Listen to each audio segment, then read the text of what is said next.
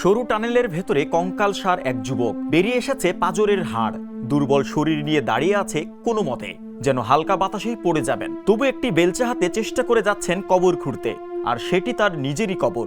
সে চেষ্টা অবশ্য বেশি দূর আগাতে পারলেন না তিনি।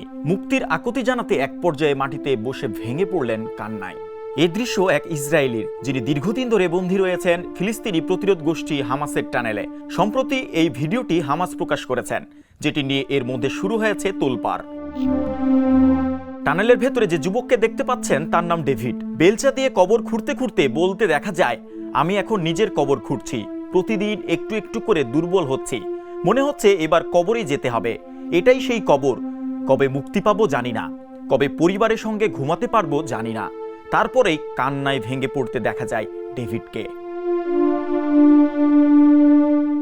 ভিডিওটির শুরুতে দেখা যায় টানেলের দেয়ালে ক্যালেন্ডারের কিছু একটা লিখেছেন ডেভিড। এ সময় তাকে বলতে দেখা যায়, আজ 27 জুলাই দুপুর 12টা বাজে, আমি কি খাবো জানি না, আমি টানা কয়েকদিন ধরে কিছুই খাইনি, খুব কঠিন পরিস্থিতির মধ্যে আছি, কয়েক মাস ধরে খাবার ও পানির অভাবের মধ্যে আছি। ডেভিড আরো বলেন, এটা কাল্পনিক নয়, এটা বাস্তব। ডেভিড জানান, তার খাদ্য তালিকায় মূলত কিছু ডাল এবং বিনস থাকে। ক্যালেন্ডারের দিকে ইঙ্গিত করে বলেন, কয়েকদিন খেয়েছেন এবং এরপর বেশ কয়েকদিন ধরে খাবার পাননি। তিনি বলেন, আপনারা দেখতেই পাচ্ছেন আমি কতটা রোগা। ভিডিওটির এক পর্যায়ে খাবারের একটি ক্যান ধরিয়ে দিতে দেখা যায়। এ সময় তার শুকনো মুখে কিছুটা হাসির দেখা মেলে। এটি খেতে খেতে ডেভিড বলেন, আমাকে এই ক্যানটি 2 দিনের জন্য বাঁচিয়ে রাখবে।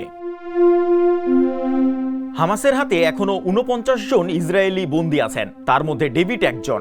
যুদ্ধবিরতি চুক্তির পরে তাকে মুক্ত না করায় ইসরায়েলের প্রধানমন্ত্রী বেনিয়ামিন নেতানিয়াহুকে দোষারোপ করেছেন ডেভিড। এই ভিডিওটি প্রকাশ্যে আসার পর নেতানিয়াহুর বিরুদ্ধে জিম্মিদের পরিবারের ক্ষোভ বাড়ছে।